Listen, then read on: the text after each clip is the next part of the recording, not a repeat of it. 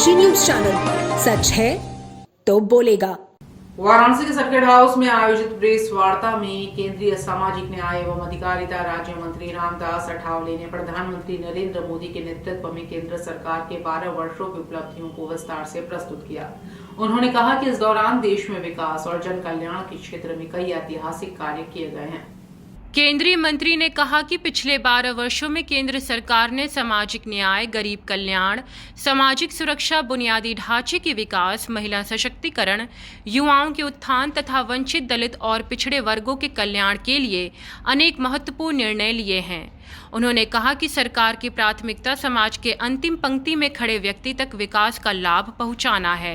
रामदास अठावले ने केंद्र सरकार की विभिन्न जन कल्याणकारी योजनाओं और उपलब्धियों का उल्लेख करते हुए कहा कि प्रधानमंत्री नरेंद्र मोदी के नेतृत्व में देश विकसित भारत के संकल्प को साकार करने की दिशा में तेजी से आगे बढ़ रहा है। उन्होंने कहा कि सरकार लगातार ऐसी नीतियों पर कार्य कर रही है जिनसे सभी वर्गों का समग्र विकास सुनिश्चित हो सके। सरकार आपकी है, 21 तारीख का रीनीट सरकार अपनी उपलब्धि बताती है और 21 तारीख के रीनीट के तुरंत बाद ही 21 तारीख का रीनीट सरकार अपनी उपलब्धि बताती है कि 21 तारीख को हमने रीनीट बहुत सक्षम तरीके से करा लिया, लेकिन उसके तुरंत बाद ही टेट का पेपर जब लीक होता है तो सरकार उसकी जवाबदेही नहीं लेती। नहीं, जवाब नहीं देती, ऐसा नहीं। हमने तो जवाब दे दिया, हर बात का जवाब दे दिया है। ये पेपर लीक करने वालों को जेल में डालने का काम हमने किया है। 21 को आपने रीनीट करा, उसके बाद तो सख्ती बरतनी चाहिए ना। 21 को रीनीट हुआ है, उसके तुरंत बाद ही महाराष्ट्र ही फिर से टेट का पेपर लीक होता है।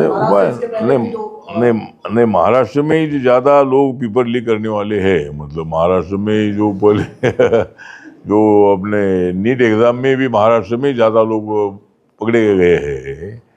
तो ये अभी समाज व्यवस्था में ऐसे कुछ लोगों की मेंटेलिटी है कि भाई ये लोग गड़बड़ करते हैं, लेकिन ऐसे भ्रष्टाचार करने वालों को और पेपर लीक करने वालों को छोड़ने का बिल्कुल विषय नहीं है। इसलिए मैंने बोला या इसके लिए कोई नया कानून बनने की आवश्यकता है। पेपर लीक करने वालों को कोई अलग सजा करने के लिए नया कानून बनाने की आवश्यकता है, तो ही मतलब ये काम बंद हो सकता है, चाहे महाराष्ट्र के लोग हो या और किधर के भी लोग हो। इसीलिए सरकार जिम्मेदारी ले रही है और सरकार इसके लिए कठोर कार्रवाई करने के मूड में है। पूर्वांचल की खबरों से जुड़े रहने के लिए आज ही सब्सक्राइब करें हमारा YouTube चैनल डनकाशी और हाँ, लेटेस्ट अपडेट्स के लिए बेल आइकन को प्रेस करना ना भूलें।